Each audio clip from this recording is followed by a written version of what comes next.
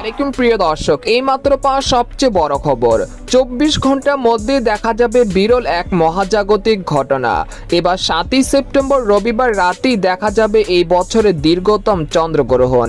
হঠাৎ রাতের আকাশ থেকে হারিয়ে যাবে চাঁদের আলো, চারদিক যেন অমাবস্যায় রূপ নেবে। টানা 5 ঘন্টা চলবে এই চন্দ্রগ্রহণ। এই এক ভয়ানক দৃশ্য সাক্ষী হতে চলেছে গোটা বিশ্ব। এছাড়া ভারত ও বাংলাদেশ সময় অনুসারে এই চন্দ্রগ্রহণ কখন শুরু হবে এবং কখন শেষ হবে জানতে হলে ভিডিওটি প্রথম থেকে শেষ পর্যন্ত দেখতে থাকুন। সূর্য, চন্দ্র ও পৃথিবী যখন একই সরলরেখায় অবস্থান করে এবং পৃথিবীর ছায়া চন্দ্রের উপর পড়ে তখন চন্দ্রগ্রহণ হয়। আর এইবার দেখা যাবে ব্লাড মুন নামের বিশাল বড় চন্দ্রগ্রহণ। এটি দেখা যাবে 7ই সেপ্টেম্বর রবিবার রাতের আকাশে, যা দেখার জন্য অধীর আগ্রহে বসে আছে বাংলাদেশ ও ভারতবর্ষ সহ সারা বিশ্বের মানুষ। আরও বিস্তারিত জেনে নেওয়া যাক। এদিকে এই বছরের শেষ চন্দ্রগ্রহণ হবে আগামী 7ই সেপ্টেম্বর রবিবার। এই দিন পূর্ণ গেরাস চন্দ্রগ্রহণ হবে।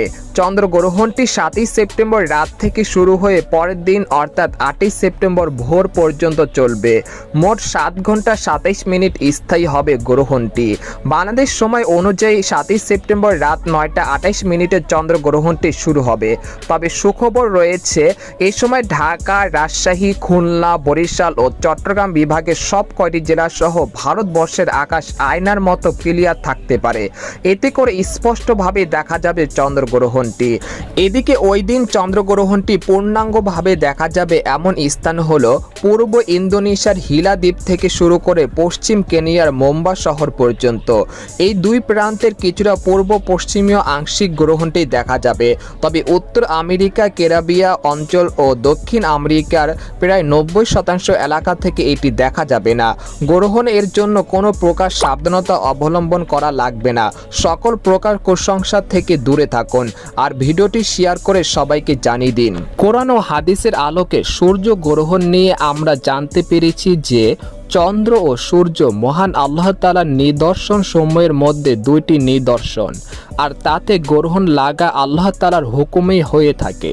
তাদের নিজস্ব কোনো শক্তি বা ক্ষমতা নেই।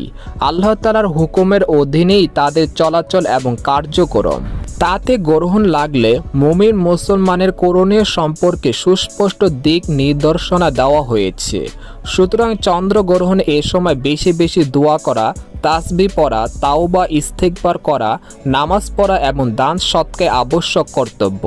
তো এই ছিল সূর্যগ্রহণের সর্বশেষ খবর।